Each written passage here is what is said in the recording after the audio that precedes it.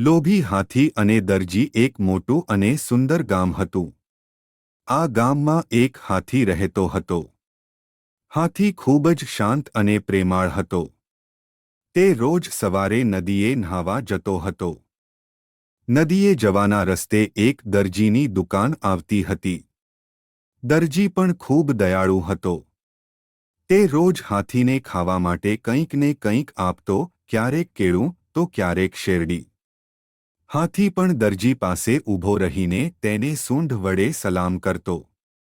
બંને વચ્ચે પાકી દોસ્તી થઈ ગઈ હતી. એક દિવસ દરજી કંઈક ખરાબ મૂડમાં હતો.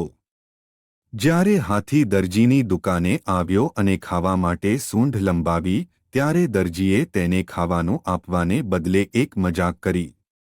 તેણે સોય કાઢી અને હાથીની સૂંઢમાં હળવેથી ભોંકી દીધી. હાથીને ખૂબ જ દુખાવો થયો, પણ તે કાંઈ બોલ્યા વગર શાંતિથી નદી તરફ જતો રહ્યો. નદીએ જઈને હાથીએ નહાઈ લીધું, પણ તેના મનમાં દરજી પર ગુસ્સો હતો. તેણે પોતાની સૂંઢમાં નદીનું ગંદુ અને કાદવવાળું પાણી ભરી લીધું. પાછા ફરતી વખતે તે દરજીની દુકાને ઊભો રહ્યો.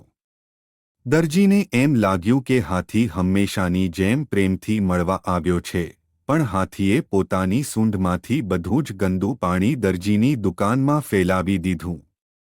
દુકાનમાં રહેલા ગ્રાહકોના બધા જ નવા અને મોંઘા કપડાં બગડી ગયા. દરજીને પોતાની ભૂલ સમજાઈ ગઈ. તેણે હાથીની માફી માંગી. વાર્તાનો સાર જેવું કરો તેવું પામો.